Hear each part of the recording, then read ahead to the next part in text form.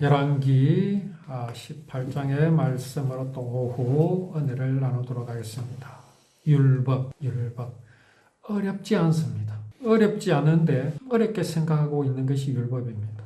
그 이유는 율법을 주신 하나님의 마음, 하나님의 뜻을 몰라서 그렇습니다. 자, 오전에 원수를 갚아라는 율법이 있습니다. 그런데 예수님은 원수를 사랑하라 하셨지요. 이게 서로 충돌이 되겠습니까? 아닙니다. 여기에요, 명쾌한 해답이 있습니다. 원수. 하나님께서 원수라고 하신 것은요, 사람이 아닙니다. 물론 율법에서는 어떤 사람이 다른 사람을 다치게 하였으면 눈에는 눈, 이에는 이, 그렇게 율법으로 말씀하셨습니다. 그러나 그런 것조차도 레위기 4장에서 보면요, 희생제물 한 번 드리는 것으로 다 끝나버립니다. 혹자들은 말하지요. 예수 믿으면 모든 것이 다 끝난다고? 구원받는다고? 그렇습니다. 아마 율법 시대에 하나님을 믿지 않는 사람들은 그렇게 비아냥거렸을 겁니다. 저 이스라엘 백성들, 저 율법을 가진 자들은 실컷 죄를 짓고 양 한 마리 잡으면, 소 한 마리 잡으면 그만 죄가 없다고 하더라. 그렇게 비판하겠지요. 과연 원수가 누굽니까? 사람입니까? 아닙니다. 원수는요, 사단이 원수입니다. 사단의 정체는 뭘까요? 머리에 뿔 나고 얼굴이 뻘겋고 꼬랑지는 화살표 모양으로 생겼고, 그거 사단 아닙니다. 그런 사람의 상상력이 만들어낸 것일 뿐입니다. 그 마음에서 생명이신 하나님을 상실하였으므로 두렵게 된 사람이 만들어낸 겁니다. 선악과를 먹은 아담과 하와가 하나님이 부르실 때 뭐라 그랬습니까? 두려워함으로 숨었나이다. 그 두려운 심리 상태가 만들어낸 게 뭐겠습니까? 무서운 형상들, 그런 겁니다. 전부 헛것이지요. 사단이 원수입니다. 사단. 왜 원수입니까? 우리를 생명에서 멀어지게 하였잖아요. 생명이신 하나님을 버리게 하였습니다. 사람이 하나님과 같이 될 수 있다고 하는 것, 이게 사단입니다. 그게 사단의 정체입니다. 이게 원수입니다. 이것을 대항하여서 이길 수 있는 사람이 있을까요? 없습니다. 사람은요, 단 한 사람도 사람이 하나님과 같이 될 수 있다고 하는 그 사단의 유혹을 이길 수 있는 사람은 세상에 단 한 사람도 없습니다. 어떻게 이 사단을, 이 원수를 갚을 수 있을까요? 복수할 수 있을까요? 눈에는 눈, 이에는 이, 상처에는 상처로 하나님은 갚아라고 하십니다. 어디에서요?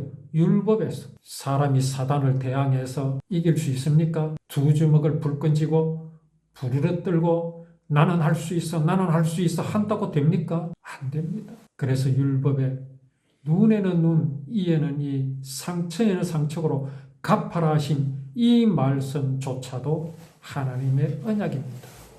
어떻게 하시겠다는 것이겠습니까? 그게 바로 창세기 3장에 기록하신 말씀입니다.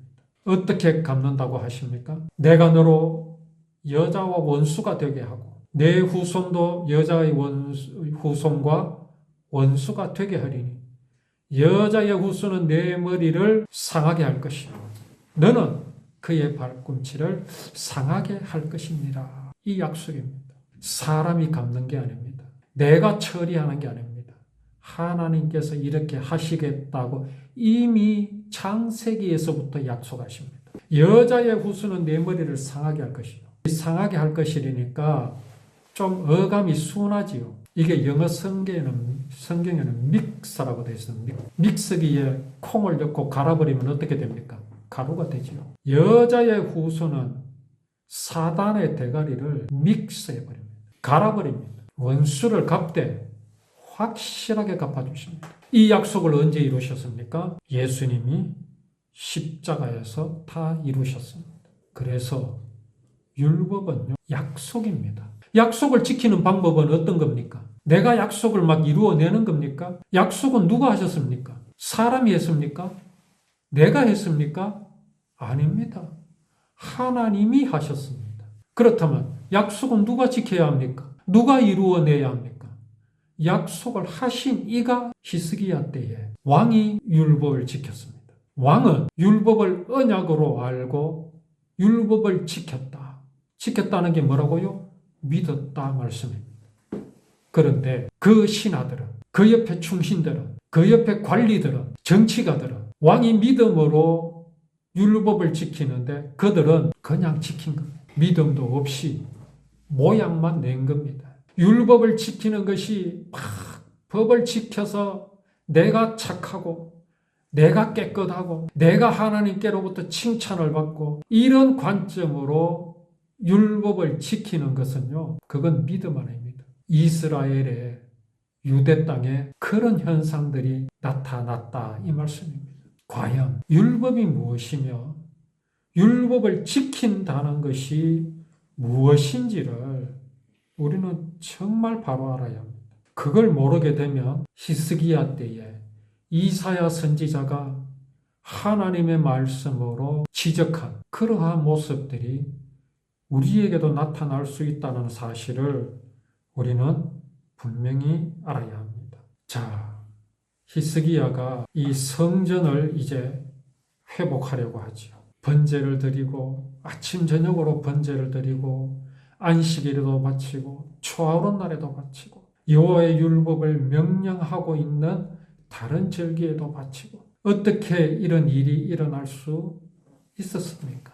율법을 법으로 알고 이것을 의무적으로 잘 지키던 아브라함의 후손들은 결국은 다 무너졌습니다. 율법을 언약으로 알지 않고 법으로 형식적으로 알던 그 율법은요, 이방신 앞에서 다 무너졌습니다. 그런데 히스기야가 이것을 지금 회복하고 있습니다. 날마다 번제를 드립니다. 어찌 기쁘지 않을 수 있겠습니까? 이게 구원인데 말입니다. 왕은 그 기쁨으로 하나님 앞에 드리지요. 그런데 정작 그렇지 않은 마음, 그렇지 않은 사람들도 나타나게 되었다. 이것을 오늘에 비추어 내 마음에 비추어서 우리는 이 말씀을 되새겨보아야 내 마음 속에는 내가 혹시 가지고 있는 생각이 하나님께서 기뻐하시는 것인지를 우리는 분명히 되새겨보아야 우리는 어떤 것을 경계하여야 할까요? 진실로 히스기야 때의 유대 땅은 무엇을 경계하여야 할까요?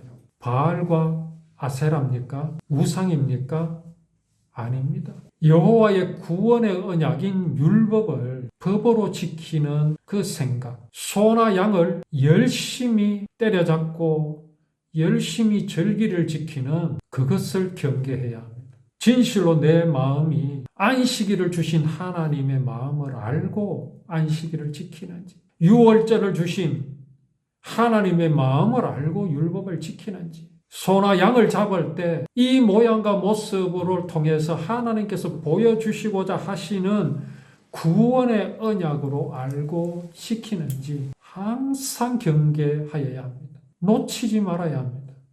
사단은요, 언제든 틈타게 되어 있습니다. 이건요, 오늘날 우리에게도 마찬가지입니다. 과연 내가 지금 율법을 언약으로 믿는다라는 것이 잘된 것인지, 잘못된 것인지, 왜 말씀을 전할 때 착하고 바르게 살아라는 말은 한마디도 하지 않고 오히려 그렇게 살아라는 것에 대해서 좋지 않게 말하고 있는가? 라는 의심이 들지 않습니까? 하나님 앞에서 진실로 선함이란 것은요, 하나님이 없이 내 의지와 내 신념으로 착하게 바르게 사는 것은요, 전부 죄악입니다. 그러면 하나님께서 죄는 다 용서해 주셨고 이미 구원 다 해놓으셨으니 그렇게 믿고 살면 사람들이 마음대로 죄 짓는다고요? 아닙니다. 우리는요, 오직 여호와의 율법만 바라보면 됩니다. 그렇게 되면요, 우리 속에 일어나는 현상이 있습니다. 구원의 언약만을 바라보게 되면요, 나를 반드시 구원하실 하나님의 약속을 바라보게 되면요, 내 마음 속에 일어나는 현상이 있습니다. 그것이 뭐겠습니까? 평안입니다. 기쁨입니다. 자, 그러면 다 된 겁니다. 그런 마음에서 시기가 일어날 수 있겠습니까? 그런 마음에서 질투가 있을 수 있겠습니까? 나는 있는데요. 있지요. 왜 있겠습니까? 언약을 놓쳤기 때문입니다. 구원만을 즐거워해야 되는데 사단에게 속아서 구원 외에 다른 즐거움과 다른 기쁨을 기대하고 있기 때문에 그렇습니다. 구원이 잘못된 거 아닙니다. 구원의 즐거움이 잘못된 거 아닙니다. 나는 구원의 즐거움을 누리고 있는데 왜 이럴까? 나는 구원을 받았는데 왜 이럴까? 나는 율법이 언약인 것으로 알고 율법을 지키고 있는데 왜 이럴까? 아닙니다. 지키지 못하고 있기 때문에 그렇다는 사실을 우리는 잊어서 안 됩니다. 놓치지 말아야 합니다. 철저하게 나 자신을 하나님 앞에서 살펴보고 내가 진실로 율법을 언약으로 믿고 구원의 즐거움 가운데서 그 즐거움을 누리고 있는지를 우리는 늘 살펴보아야 합니다. 이사야가 그 말씀을 지금 율법을 잘 지키고 있는 유대 땅에다가 전하고 있습니다. 자, 왕이요, 이스라엘 백성에게 명령을 내리자마자 백성은 곡식과 포도주와 기름과 꿀과 밭에서 기른 모든 것의 첫 열매를 넘치도록 가져왔습니다. 그리고 모든 것의 10분의 1을 넉넉하게 가져왔습니다. 어떻게 이런 일이 일어날 수 있었습니까? 이런 일이 이스라엘에 몇 번 있었지요. 언제 있었습니까? 광야에서 성막을 지을 하나님께서 이스라엘 백성들을 감동하셨습니다. 감동하게 하셨습니다. 구원의 언약이 그들 가운데 임하자 그 언약을 그 언약을 보관할, 간직할 성막을 짓는 일에 기쁨으로 동참해서 그들이 너무나 많은 금과 은과 또 청색, 홍색, 자색, 실 이런 것들을 너무너무 많이 가져와서 성막을 짓는 사람들이 모세에게 호소했습니다. 이제 너무 많이 가져오고 있으니까 이제 그만 가져오라 할 정도로. 또 언제 그 기쁨이 이스라엘에 있었습니까? 하나님께서 솔로몬을 통해서 성전을 지을 때 그랬습니다. 또 오늘 히스기야 시대 때 이렇게 하나님께서 이스라엘 백성들에게 큰 기쁨을 주셨습니다. 구원의 기쁨이 그들 마음속에 충만하니까 나타난 현상입니다. 그런데 오늘 교회는요, 이를 두고 뭔 말을 합니까? 역으로 말합니다. 이렇게 하니 복을 받았다고 말합니다. 천만에요. 복을 받았으니 이런 현상이 나타난 거라는 사실을 분명히 알아야 합니다. 놓쳐서는 안 됩니다. 이걸 거꾸로 말하는 게 뭡니까? 율법을 법으로 지키는 마음입니다. 이스라엘 백성들에게 이러한 일이 일어날 수 있었던 그 기쁨의 근원이 무엇이냐? 율법을 언약으로 알고 믿는 마음이 이러한 현상을 나타내게 하였습니다. 얼마 동안이나 이렇게 가져오게 되냐면 무려 넉 달을 그렇게 했습니다. 넉 달, 4개월. 히스기야가 그의 신하들이 와서 산더미처럼 쌓인 그런 물건을 보고 여호와의 백성 이스라엘을 찬양했습니다. 그것을 보고 히스기야의 믿음이 눈으로 보이는 그것 때문에 하나님을 찬양했겠습니까? 하나님의 사랑이, 하나님의 그 구원의 언약이 이스라엘을 이렇게 변화시켜 주셨음을.